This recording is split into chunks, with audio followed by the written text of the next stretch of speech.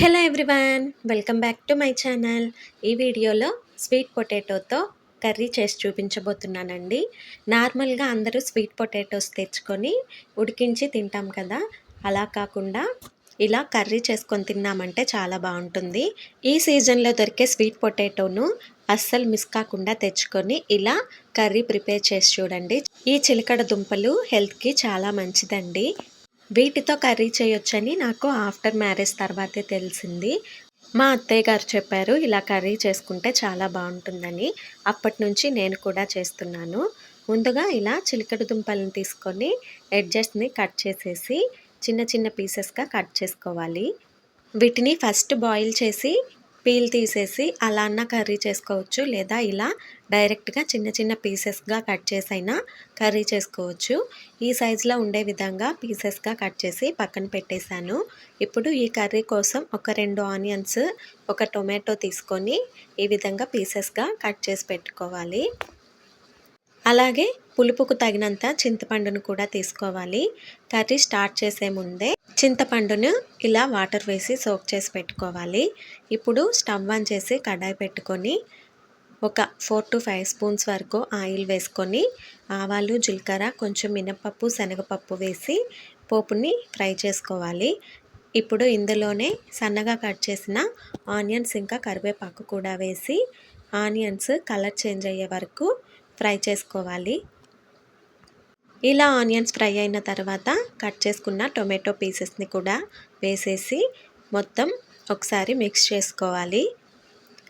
ఈ టొమాటో సాఫ్ట్గా కుక్ చేసుకోవాలి. ఇప్పుడు ఇందులోనే కొంచెం సాల్ట్, అలాగే కొంచెం పసుపు కూడా వేసేసి ఒకసారి పసుపు మొత్తం మిక్స్ అయ్యే విధంగా కలుపుకొని లిడ్ క్లోజ్ చేసి టొమాటోస్ని సాఫ్ట్గా కుక్ అయ్యే వరకు కుక్ చేసుకోవాలి. ఈ టొమాటోస్ని కుక్ అయ్యేలోపు మనం పౌడర్ని ప్రిపేర్ చేసుకోవాలండి. ఈ పౌడర్ కోసం స్టవ్ ఆన్ చేసి కడాయి పెట్టుకొని 1 స్పూన్ వరకు ధనియాలు, 1/2 స్పూన్ జీలకర్ర, 1/2 స్పూన్ మిరియాలు, అలాగే కొన్ని మెంతులు, కొంచెం కొబ్బరిని కూడా వేసేసి ఫ్రై చేసుకొని ఈ విధంగా మిక్సర్ జార్లో వేసుకొని గ్రైండ్ చేసుకోవాలి. ఇప్పుడు లిడ్ ఓపెన్ చేసి చూస్తే టొమాటోస్ చూసారా సాఫ్ట్గా కుక్ అయిపోయాయి. ఇప్పుడు ఇందులోనే కట్ చేసుకున్న చిలకడ దుంప పీసెస్ని కూడా యాడ్ చేసేసుకోవాలి.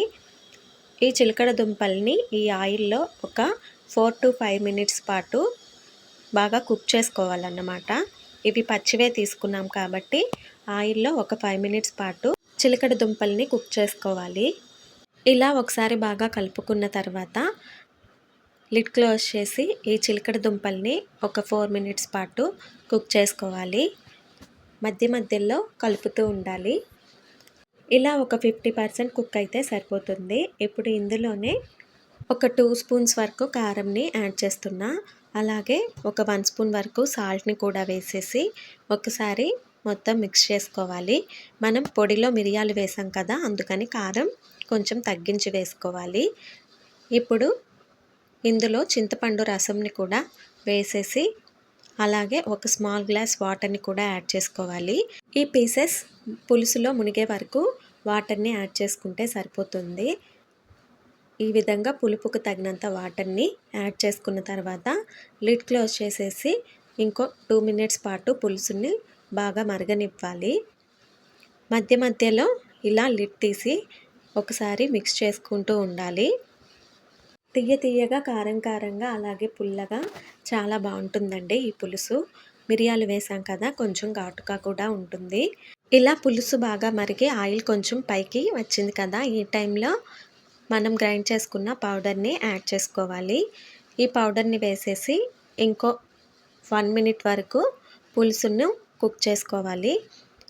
ఫైనల్గా కొంచెం కొత్తిమీరను వేసేస్తున్నా. అంతేనండి, టేస్టీ చిలకడ దుంప పులుసు రెడీ అయిపోయినట్టే.